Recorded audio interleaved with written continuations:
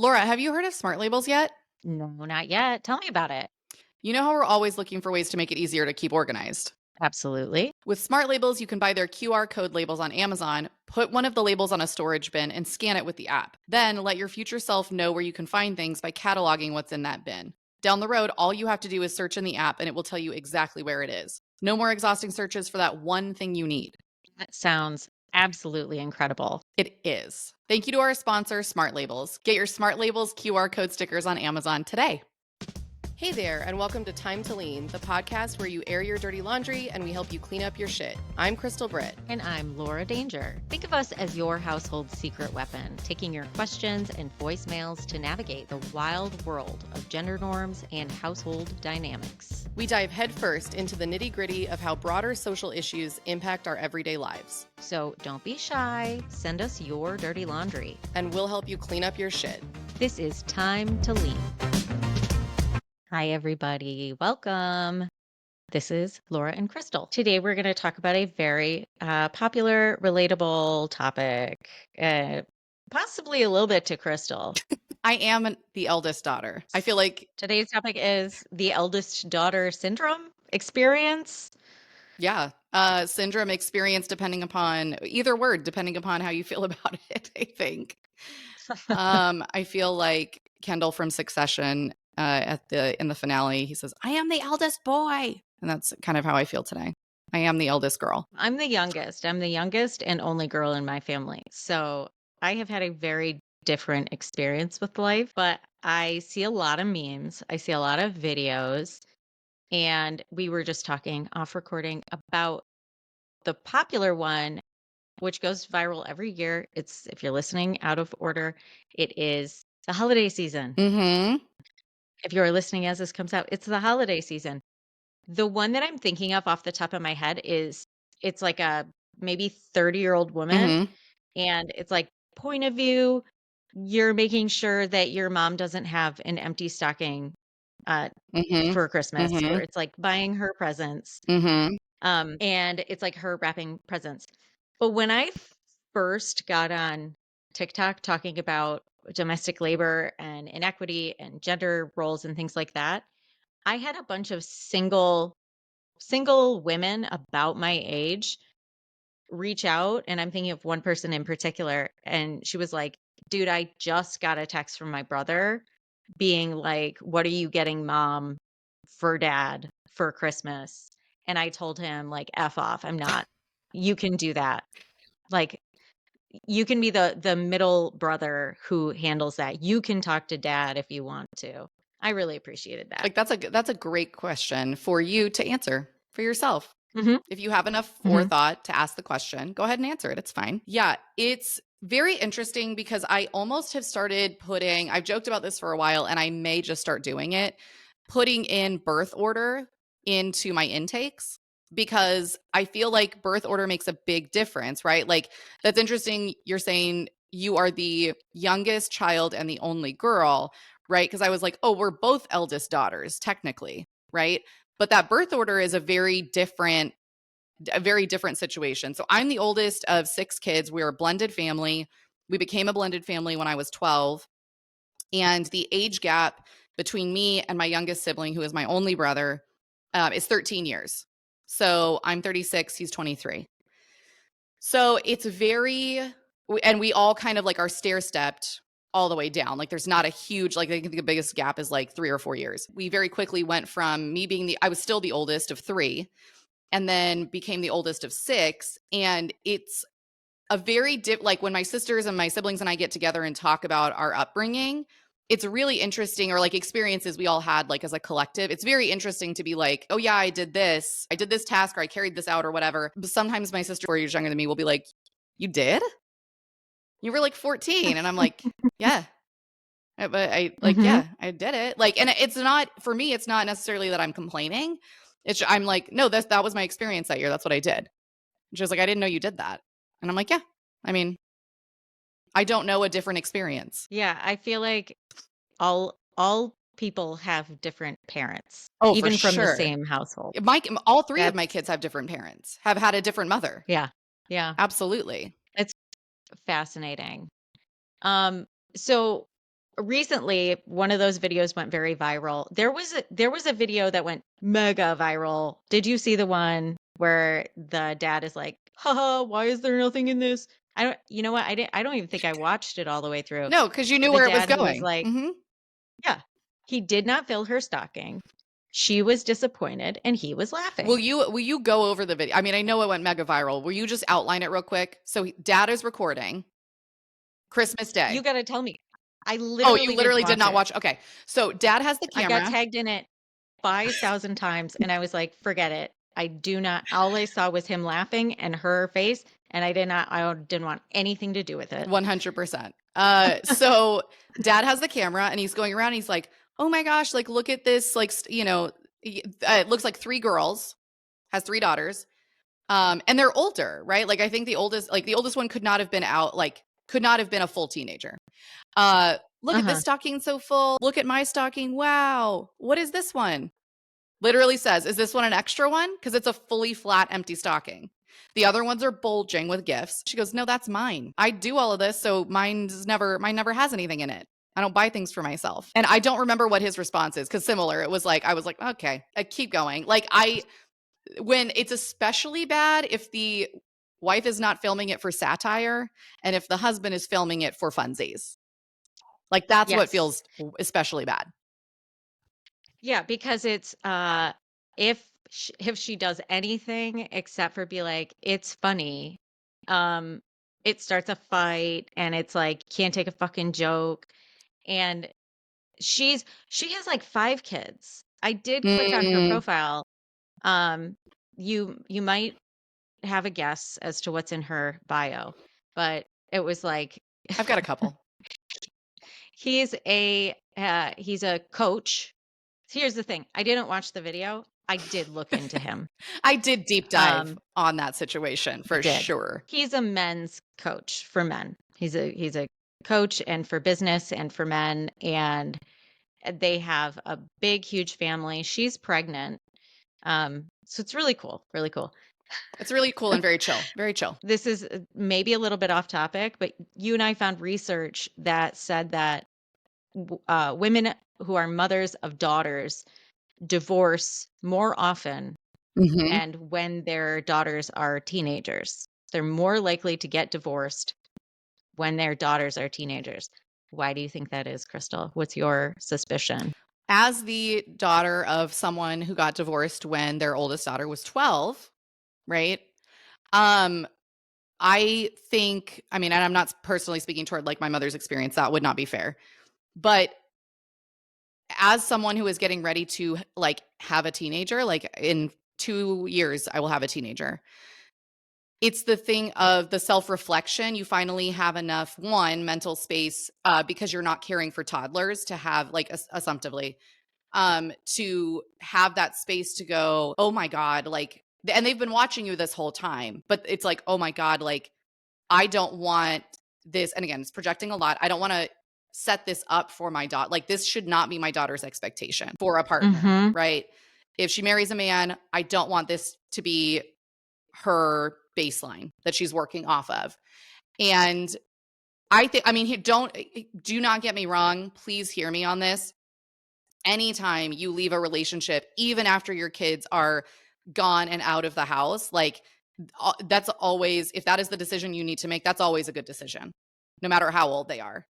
And this specific time, I think, is highest because moms hit this wall and are like, shit, like I don't want this to continue to be my story and then therefore her story and carry this on. Like it hits them straight in the face, I feel like, at that point. Yeah, there was this very viral video. They're all viral, right? Mhm. There was this video that pissed me pissed me off a couple of years ago, and it was a guy walking through the forest being like, your whole life changes when you have a daughter.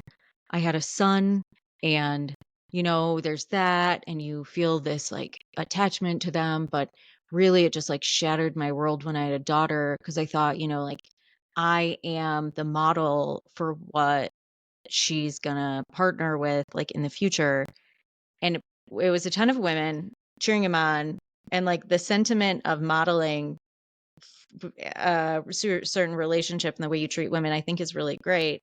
What pissed me off is that you should be modeling that for your son. 100%. Like, it should have been your responsibility to model how men treat everybody and themselves. It shouldn't be the responsibility of women to pick well. Mhm. Um, so I think Absolutely. And, like, to have that, like, oh, that's when, like, empathy kicked in? Like, that's what I hear, right? Of, like, oh, so having a daughter was when you were like, "Oh, I'm able to now empathize with the experience of women?" with women, yeah. Like, I'm scared. What is it? I mean, we talked to so many people. We talked to so many people. I guarantee you have other uh older sibling oldest daughter Mhm. friends. Um, what is the experience? Like, what makes that experience unique? Because I don't have it. Give me the insight, give me the snapshot of what that experience is. Yeah. From yours, and like, Yeah, let's be generally. clear, generally, and as a therapist and a friend and somebody in the community, all For that. sure, for sure. This is not me, airing my extended family's dirty laundry and just, like, blasting my family on the internet. I love my No. family very dearly. And, the general experience, the most succinct way, the fastest way to understand what that experience is like, I think, is to go, like, to Twitter or to Threads or to TikTok, where it has, like, the viral tweets that are about eldest daughters. Like, they're so succinct. This one says, "Oldest daughters need to unionize." 100%. Like, that is the amount of labor that is expected of oldest daughters. This one says, "Fuck Father's Day. When is eldest daughter's day?" Mhm, mhm, Right? mhm. Last one I'll read. Just a pitch, but we could fix pretty much every problem in 2 weeks if we put a committee of oldest daughters in charge. Here's my other thing. Here's the experience generally is heavy emotional labor, right? By and large, heavy emotional labor that is done by the oldest daughter in lieu of a supportive, emotionally present partner. Mhm, I say that because I get a lot of eldest daughters in front of me clinically who don't even realize that they are in therapy. In psychology, we call it enmeshed with their mothers, mhm, which is a version of codependence, kind of, but enmeshment is where a child has built their identity with their parent. So if you try and extract that identity, like if you try and suggest to an oldest daughter when I'm they're sitting, in my therapy office and they're 25 and they're like, I'm trying to I'm really upset, I'm depressed, I'm anxious. I just moved out a year ago. I can't figure out why. A lot of times it will be that enmeshment with their mama, with their mama. I stumbled over my words. with their I didn't mama, mean this. with the mommy. That was what we call a Freudian slip. Um, usually I'll ask about their relationship with their mom because typically it's like they are the on-call daughter. They are the on-call person. If something happens with that mom, that they're calling their adult daughter to process it. They're calling their adult daughter to help them work through it. They're calling their adult daughter to help them problem solve and figure out if it's an emotional problem that way, or if it's a like practical problem logistically. Can you go and pick up these groceries because I'm not going to be able to make it from home from work on time, and your brother's at home from all of these things, right? It's like the eldest daughters are typically the most dependable, and so they become enmeshed with their families and can't they get disoriented and dysregulated because they're trying to establish their own identity. And the opposite of enmeshment is called differentiation. They're trying to differentiate from their families, and it disrupts the whole system, which then also feeds into the eldest daughter thing of, I didn't do enough. That's a very common Mm. syndrome, right? That I see, or a common characteristic that I see in oldest daughters, the perfectionism, the I'm not doing enough. If something's wrong, it's me. If something's wrong, I didn't do something right. Right. And so then it creates this cognitive dissonance of like, I am highly, highly distressed and I need this to be fixed. And then I have to deliver the message to them of like, this discomfort's going to be here for a while. And let's talk about what boundaries are and your relationship with your mom and what do you like about it? What do you want to keep? What do you want to leave behind? Right. And processing that. But effectively, a lot of oldest daughters function as a surrogate spouse. As you're saying that, You know me in reality TV.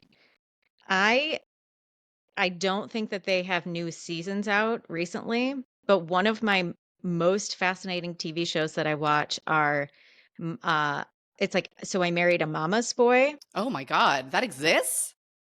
Oh, yeah. And then there's one, and I can't remember the title of it, but it's mothers and daughters. And it's usually the oldest daughter, and it's so fascinating to me because I do not have that kind of relationship with my family. Mhm. I've never experienced it, but I do know a lot of people, regardless of gender, who have had very Yeah. enmeshed relationships with their parents. And specifically older daughter syndrome is different. There's no You don't see this. Let me not let me not get ahead of myself. What's the difference between older daughter syndrome and a mama's You know boy? what? I was just going to say that's very interesting because they both are enmeshment, right? They're both enmeshment where the child's identity is formed through the context of the parent, which let me be clear is appropriate up to a certain developmental age, right? That's that whole like Mhm. in child development, we learn like babies as 9 months old, if you sit them on their mom's lap and they're looking in a mirror and they'll say, touch your nose, they'll touch mommy's nose in the mirror, right? Because it's a thing of they haven't learned. That's why you have separation anxiety. That's what causes Mhm. separation anxiety is the differentiation process begins and they're like, "Oh my god, like who am I? I'm nothing apart from her," right? Like literally I don't know who I am. That's appropriate. But when you become an adult who Mhm. isn't differentiated and you start to see the world and experience it, it's different. So, with the concept of like a mama's boy, right? I would argue that the thing that mama's boy concept and eldest daughter syndrome concept have in common is the surrogate spouse component, right? Mhm. Because men who are described as mama's boys are also the emotional support for their mothers. So in both cases, it's a cishet relationship, a cishet marriage, or a cishet long-term partnership where that child is acting as the man who has not provided emotional support, um, interest, curiosity, all of the things, right? That's why they don't want their mom to sit on Christmas with an empty fucking stocking. And it's Mhm. the thing of, to be fair to mothers of adult children or of like teenagers, it's lonely. That's really hard not to lean on a teenager or a parent, like an adult child. That's really hard too. Like I empathize with that in just like being older, I guess. I don't know. Like it's inappropriate. Yeah, for sure. Like not great, but it's not ideal. And I can see how so many moms fall into that pattern. I truly, that touches my heart. You have recently been doing a bunch of research on like 90s, 80s and 90s parenting. Mhm. And I'm so curious because I think about like the feminine mystique. Betty Friedan talks about what is that? So when there's enmeshment, when mothers get so involved in their kids' lives, and like it's so funny. I picture that as boys. Yeah. I think of little Mhm. boys, Mhm. and they grow up, they raise little spouses. Mhm. Um, but when mothers get so involved in their children's lives and really like live through them Mhm. or connect with them in a way that is adult, Yeah. enmeshed, Mhm. it is very damaging. Mhm. And it can, like you said, it can stunt their individual growth. Like there's a bunch of studies about it. She cites it, and she published Feminine Mystique in the 60s. And you and I have talked about like the good enough parent Yeah. concept, and like just the importance of independence. Um, what do you think? Is there a generational, was there a book that came out? Like, why do you think, is this a forever thing? Like there's always been enmeshment, it's always been Mm. older daughters? Or was there anything that you have found in these books and in these theories that has like reinforced the close, Oh, yeah. kind of inappropriate I mean, closeness? I think there are a couple of things, and I think it's just like everything we talk about on this podcast. I think it's multi-layered and systemic.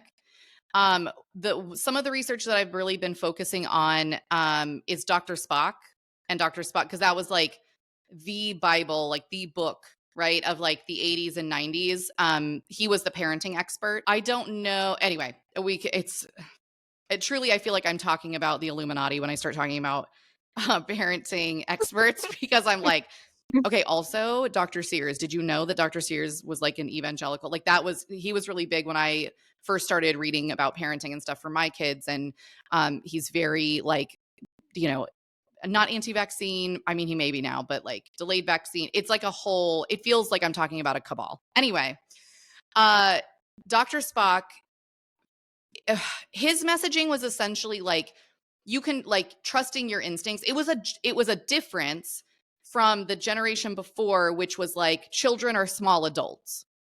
Like treat like the Mm. industrial revolution thing of like, no, this 9-year-old can go and work at a factory from, 10 to 10, and that's fine because he's a little adult. The change here was empowering parents to trust their own instincts, but did not go so far as to say, but like maybe self-reflect and figure out like if your instincts are incorrect or based on how you were raised or maybe harmful in this context. He didn't go that far. And when people accused him of being very liberal, which they did, then he really backed off like toward, the mid 90s, end of the 90s, being like, that's not what I said. You can be as strict with your kid as you need to be, which is essentially what I've read in his book was like baby and childcare about like stick with what you know and trust your instincts. So if your parents were hard asses, be a hard ass and spank your kids. That's fine. So I think that there is the consistency. I think that there is one is like this patriarchal hierarchical idea of men not having to be emotional care providers in cishet marriages, of like the idea, the capitalist idea also of men being breadwinners, right? Like we're still talking Mhm. about a generation where and by this generation, I'm talking about boomers and even into Gen X somewhat, right? Of men being the breadwinners. And we're still, I mean, with fucking COVID, it feels like we've jumped back 20 years of like, that's Mhm. still something that is pretty typical. So when we have this picture of men providing financially and not emotionally, that's not important. It's really easy for then women to be like, especially in a time when they're isolated with no community. Baby boomers and Gen Xers were in a space where it like wasn't super common to I don't know, if you were plugged into a particular community, like block parties, like we didn't in our neighborhood, we didn't have in the US, we didn't have block parties because we didn't live on a cul-de-sac. So we knew some of our neighbors, but not. So it's very isolating. What you have in the house are your children. Our generation was also parented in the period of time where helicopter parenting became a thing. So it was almost like this Mhm. overinvestment of time, right? And helicopter parenting is kind of a misnomer now because the research is showing that generation was actually snowplow parent, where it's like not helicoptering, hovering. Like they did do that, but it was also a thing of like, I'm going to get everything out of my child's way that's going to hinder them, which is what our That's generation struggles with, which is why people think gentle parenting is permissive parenting. Right? That's why they equate the mm. two. When they hear gentle, they think, well, you're just moving all of the obstacles out of your kid's way. So parents were very involved as a kind of pendulum swing from their parents not being involved.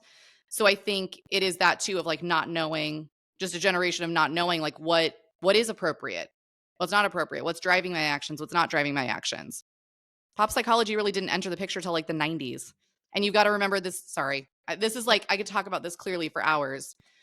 But Okay. in The Tragedy of Heterosexuality, like we read, that my favorite part of that book was the chapter where Jane Ward talks about the amount of money that has been put into, especially in the 80s and 90s, into workshops, books by psychologists, like not even by life coaches. This is like everybody was talking about how to keep men and women from hating each other. Men are from Mars, women are from Venus. And it's like, here's how you learn how to talk to each other and not hate each other. It was a period of time when people were having children and men and women could not connect. Like there was a lot of money invested in trying to get men and women to connect and understand each other. That's hard work. And in lieu of that, you have your kids at home and it's like, I'm going to volunteer at my kids' school. I'm going to be very involved in my kids' Mhm. extracurriculars and what they're doing. Yeah, That is really fascinating that um the idea of having to rely on the first girl, woman, feminine person who you Yes. feel should be carrying the emotional load and should be responsible for that stuff, Yep. and the isolation. I think that's really fascinating. And I know I read in How We Show Up and so many of these other books Mhm. they're written by like Black women, women of color, and from outside of the white supremacist rooted Yep, the white capitalist hierarchy. West. Mhm. Yes. Just the idea of like having a whole bunch of caregivers and not Mhm. having to rely so much on the oldest on the oldest daughter. Yeah, I know It's that white women think we invented the concept of mommunes. We did not. Like, that's Oh no. Oh no. like Yeah, you and I mhm. like found that there are so many of those like women's only retreats and they're all headed by white women who bought land in Oregon and like have yoni massages and stuff. Nothing against a yoni No, massage. Nothing but against it. listen, you didn't Uh invent it. That's all we're saying. You didn't invent it, and that land does not belong to you. Just throwing that out there. no. Feels a No, little absolutely ironic. not. Um Yeah, so those comment sections are always really challenging and kind of sad to see. And I see so I watched that show. I watched that show of mommy daughter enmeshment. That's what I'm going to call it from now. Totally. Yep. Enmeshment and mom And mom shment. schment. Um And what's very challenging for me watching those, and it doesn't matter, like, regardless of gender, the mom in the situation wants to hold on to control for so long and will, like, Mm, insert themselves into situations where they want to make decisions above this whatever new mhm, partner or spouse, mhm. and it makes it really complicated for the enmeshed Yeah, the enmeshed partner. Yeah, adult. the adult child, Like, yeah. what do you have advice for somebody who's in that situation and they have a parent who really wants to cling to that enmeshment? How do you differentiate? Yeah, so that's a really good question. The way you differentiate is with the help of a professional, in my opinion. Enmeshment is really, really difficult to do on your own, and it's lonely to do on your own, from what I've seen, right? From clients who have come to me having because you don't have a wider context for what's going on necessarily. And if this podcast has provided you with a term to describe what you experienced, I'm so glad. And every therapist who's on their website says they work with boundaries, they work with family issues, they know what enmeshment is and they can help you walk through this process. But identity development is really hard, right? Like working with a therapist to say, or like working with yourself if you're doing it on your own to figure out like, what do I like? Right? Because that's essentially what you're doing. Who am I apart from this family? What do I like? What do I enjoy? What do I want to be doing to engage with this family? How can I engage with my mom in a way that is genuine to me and also doesn't hurt her? Right? Like that's a very difficult because that's why most people, especially eldest daughters, won't engage in that work. Well, and I should say too, like men who are considered people who are socialized as men were considered mama's boys. It's that too, right? It's I don't want to hurt my mom's feelings, right? I don't want to make her upset.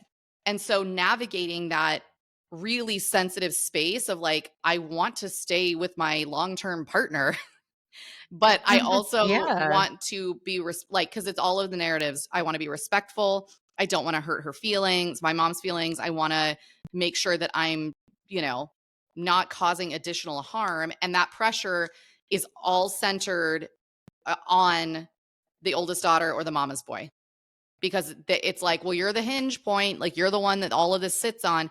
That's a lot to try and navigate by yourself. I can only imagine how much pressure that is to not only feel like your caregiver relies on you, that you would be hurting them if you cared for yourself, Right. and also the power dynamic of having to rely for safety and security on them. And that dynamic of, and if I care for myself, the emotional abandonment that I'll experience because I hurt my caregiver. Do you see what I mean? Like, I hurt my caregiver, so my Ouch. caregiver will not emotionally connect with me. But if I continue to emotionally connect with myself, I'm driving them further away. Right. And so that's why enmeshment is Yeah. so difficult and so painful. And yes, the parent is like not the adult child, but the parent is, yeah, it's uncomfortable for them. It is indescribable to watch an eldest child, and typically they will come back to my session and be like, I can't, like, we'll talk about something and we'll circle, like, it'll inevitably circle back to the same issue that we talked about either that session or the session before. And they're like, I'm so frustrated. We just talked about this. And I was like, oh, babe, this is all we're going to be talking about. Get ready to come to see me every week. And it's always going to come back to this one thing. This is foundational. Mm, You've been doing this since you could yeah. talk. So you've got to give Oh, yourself at least that long to untangle it. This is not an easy fix. Like, I'm sorry your insurance says you're going to be here for 6 to 8 weeks. This is going to be longer than that. yeah. This all makes me think of this book that I read called Transitions. It's Making Sense of Life's Changes. It's by William Bridges. And it's like a million years old and it's been sold so many times. It's very, very, very, I don't know. People like it. I really liked it. I found a lot of good in it. And it talks about stages of transition. Mm, One of them that he talks about in this is like the transition from child to adult and how there is this like approach. I'm gonna have to figure out exactly what he labels these things, but there's like the realization that something has to change. mm, There's like an pursuit toward change, and then there's this yep. purgatory where you are just like finding footing, really disoriented. It can be like all of your core understandings are changing, and it could take a long time. Um, and not have it totally sorted. And then there's like closure Yep. at the end. And it's a new thing. Mhm. Now there's a new Mhm. thing and it's rooted in new understanding. And I imagine from what you're saying now, when there's enmeshment and you continue to have a relationship with somebody that it like isn't changing, Mhm. do you think that there is like a moment or a click? Or i I've talked to my own therapist about this and she's like it's like exactly what we've talked about. It's not always a forward movement. Yes. Like where do you stand? What do you think about that? Is it like a clear cut step? Is it Like for the a little bit more client? fluid than that? Yeah. Yeah. Okay, so a couple of things. I wrote down the name of the book because I want to read it. In therapy, we talk about, in psychology, we talk about a concept called stages of change. And this is Mm, it's exactly that. Like, it sounds like it would partner really well with this book, because that purgatory you're talking about, we call ambivalence. And we kind of rate the ambivalence with a client to be like, okay, because you can sit in a stage of making a decision or a stage of change where it's like, okay, well, is the discomfort of experiencing this ambivalence and not making a choice, is that more uncomfortable than making the hard choice and envisioning that? Like, when the discomfort of staying still is more than making the hard choice, that's when someone makes a decision, right? That's what motivates them to make a mhm, decision. So, in to your question of like, is there a moment? I feel like there is, and this is like, anecdotal. I feel like there is almost always a moment. It's not always in session with me. It's not always, and this goes for like all of my clients, right? I think therapy is a session of jumping from aha moment to aha moment.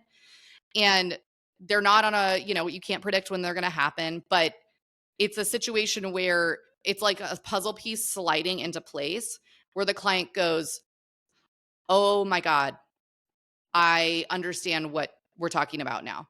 Like, I yeah. And it's a puzzle piece that connects so many pieces of that puzzle that they're like, "Oh," and they can almost immediately apply it. which I tell, because sometimes those clients will say, I'm so frustrated that I didn't realize that earlier. You've been saying that for 6 months, or, we've been processing this and talking about it for 6 months. And I'll say, you needed all of that time to get all of this other stuff under your belt, because now you can apply all that stuff. We didn't do nothing work. We didn't sit here and stare at each other. Like, now you can apply all of that stuff, and it's going to be a lot easier for you because you have all that information compiled. So, yeah, Mhm. I do think that it's an aha moment. Sometimes it will literally be like a shower thought, or they're driving and they listen to a song and their brain just wanders and like something clicks and makes more sense for them. But yeah, I would say that almost always that's a really pivotal, like cataclysmic moment for clients when they're trying to, especially identity build. You were telling me something recently too, in talking about the holidays, because people like literally go back to their family homes or like sit at the Mm, same dinner table with the same people that they grew up with. And weren't you telling me like a lot of people just fall straight back into being 15 yep. or whatever it is? Yeah, for sure. When there's a concept, and I'll have to look up the term, I forget what it's called, but in psychology, at least in social work, when I took human behavior and social environment, we talk a lot about we talk a lot about family of origin, because so much of your psychology and like your foundational concepts, like children don't learn in a vacuum, and that's the context you learn about life in, is your family of origin. So the roles that you establish at like in childhood are typically the roles that you play for the rest of your life when you get together with those people, right? My youngest sibling, my only brother, 23 years old, just had his first baby with his wife. Uh, when I am around him, when I go to their home that they own, grown ass adults with a child now, the instinct in my throat to call him buddy, I have to shove it way deep down, because now it sounds patronizing, right? And I know he would never tell me that. I love you, Austin. But it's like my to go, hey, bud, how you doing? Hey, buddy, you okay? And it's like it's the same tone of voice that I talk to my 9-year-old in, that I've always talked to, to him in, because in my brain he's 5. So falling into those same roles, right? It's like that messaging. If you go home for the holidays and you're like, why when I go home am I triggered so easily by my mom or my sister or my brother, or this like sitting down at the dinner table and all of a sudden I feel stupid? What was your role growing up? Were you the butt of the joke? Were you the Mhm. clumsy one?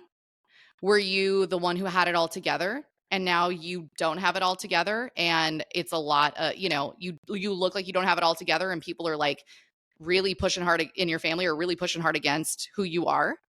That's why. That's why it's so hard to differentiate, create your own identity, and still go back to your family, your of origin, and feel like you belong. I think that's something that we hear a lot about is like being being queer, or be like you said, like growing up and being different, or being expressing yourself more fully, like you said, like unmasking all of those things and then returning home.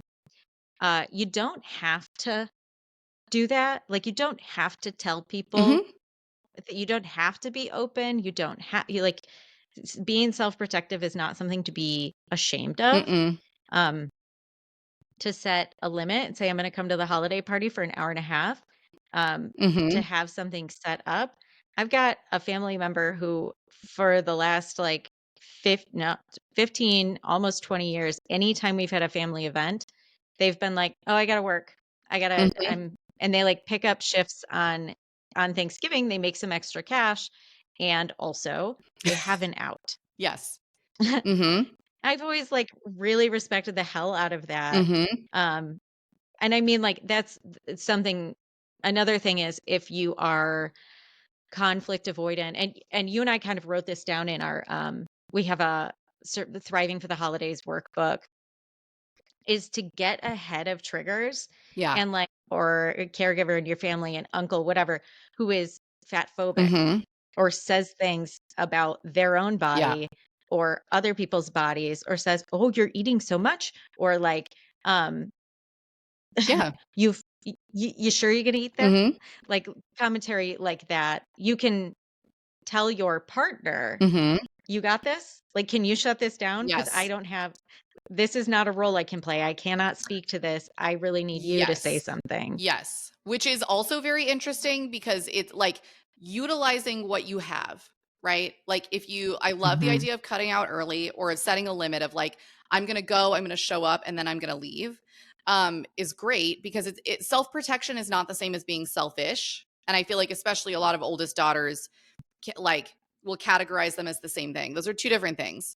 Self-protection is good. You want to protect yourself, right? You don't want to go to a holiday, Mhm. gathering, Hanukkah, Kwanzaa, Christmas, any of these like big, intense family holidays and leave with a new emotional wound. You don't like that's okay. It's okay to say, well, no, I'm okay.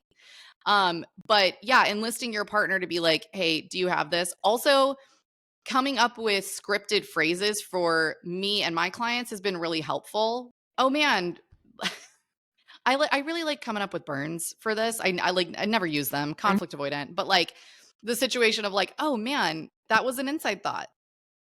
Or like, oh man, I haven't talked What like was sorry, go ahead.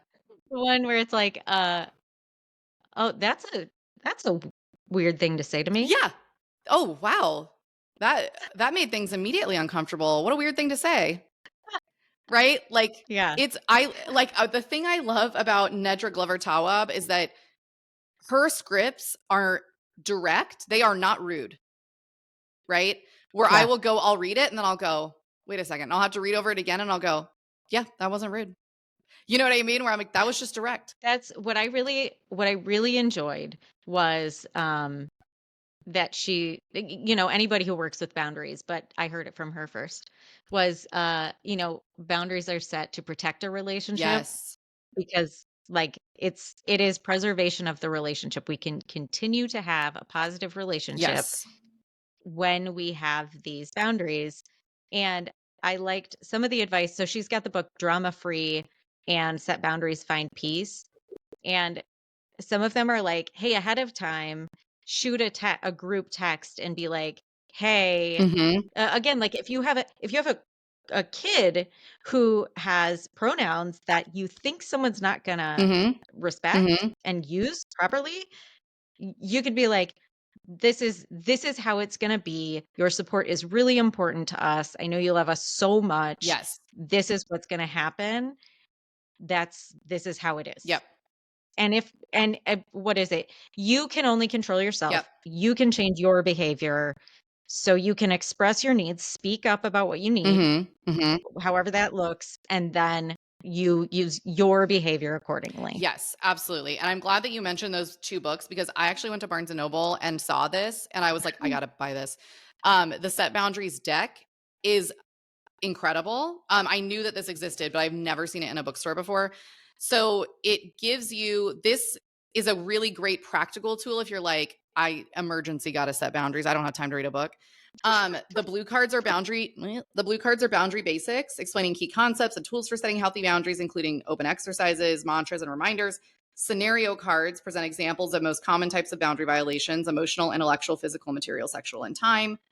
And then strategy cards offering 10 ways to set boundaries effectively. Just say no, set conditions, offer alternatives, express your needs. And then conversation cards, prompting discussion of real world practice with others.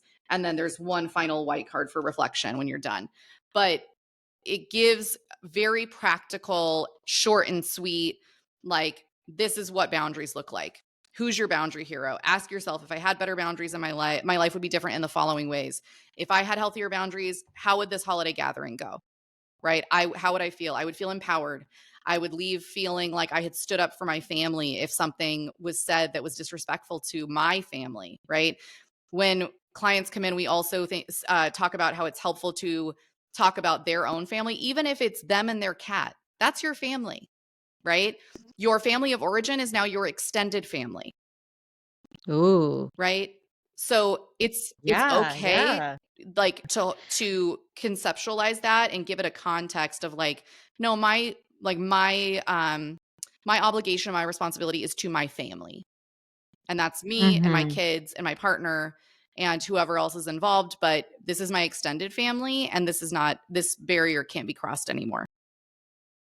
Yeah, I really like what you said about, like, It whatever your life looks like now, your friends, the things you do, who you spend time with and prioritize, that is yours now.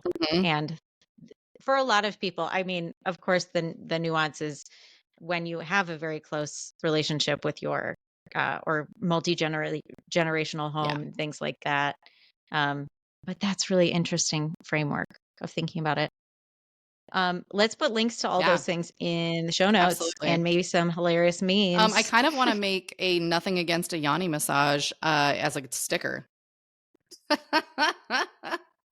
Nothing against it's, like, almost in that Seinfeld style of, like, not that there's anything wrong with that. Oh yeah. Well, and there's the specific thing we said was they had like nipple massages too. It was like, I don't know. It was some It w event and it run was by white but it women. was, and vulva popsicles, which is like, just call it a lesbian gathering. It's fine. Right. No one cares. Oh my gosh. Be you Okay. guys. It's fine. Be Be you. you. Be free. Thanks for listening, everybody. We love you. Yeah, thank you. Happy holidays. Bye. Thanks for joining us on another episode of Time to Lean. Your questions and stories are what keep us going, so keep those voicemails and messages coming. Until our next episode, remember that you can always find us on social media and, of course, in your podcast feed. You can also subscribe for $5 a month on Spotify for uninterrupted episodes and bonus content. We're so grateful for your support. See you next time.